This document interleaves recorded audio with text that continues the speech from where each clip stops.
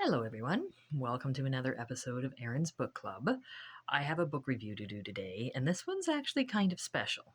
So, the review I have to do today is Stephen King's Edward. I'm doing a book review.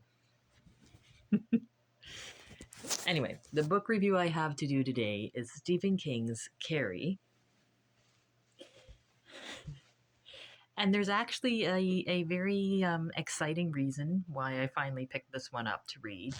I know it was one of either his first or one of the newer, earlier ones. However, my friend has a horse, and the horse is going to have a baby, and she's allowing me to name the baby. I'll also be working with this baby when it gets older, and both the mare and the foal are willed to me when my friend can't do it anymore. So, the mare's name is Christine, and Christine's show name is Killer Carr. So, the baby, if it's a boy, I'm going to name it Roland from the Gunslinger series, and his show name will be Gunslinger. But if it's a girl, I'm going to name it Carrie, and her show name is going to be Firestarter. So, that being said, I haven't actually read Carrie. So I thought, well, I better pick it up and read it before the baby comes, and the baby is due in the end of April if everything goes well. So keep your fingers crossed. But back to Carrie. So I haven't read King in a little while, and it was such a joy to get back into classic King. And the movie really, I feel, did a disjustice to Carrie. The Carrie in the book is fat, pimply, tries to portray herself as dumb-witted, and not a very likable character. And to a point, you can understand how the students would feel the frustration with Carrie and how she acts. You're not understanding the entire school being a bully to her, but King Teen also tends to really enjoy writing bullies. So, I mean, I can kind of get that. What I find interesting too is we finally have a main character where the mother is really involved in the child's life, but still kind of clueless. And the mother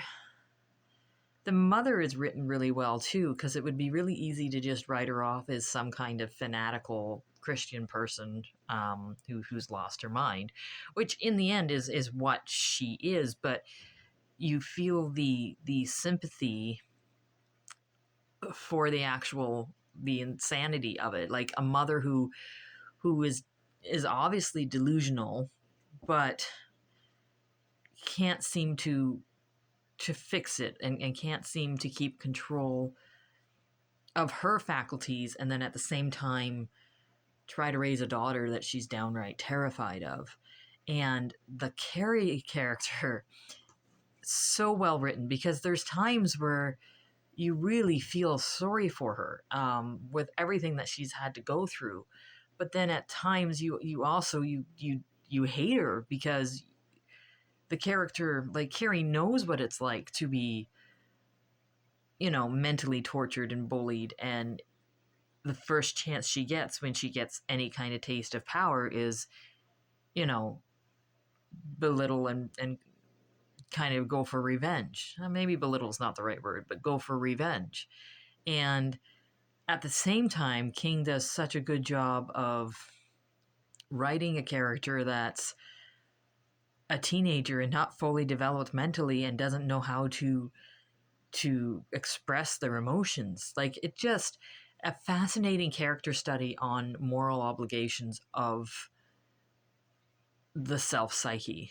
And the only really truly evil human that I feel I read in this book is the boyfriend who killed the pigs, well, helped kill the pigs.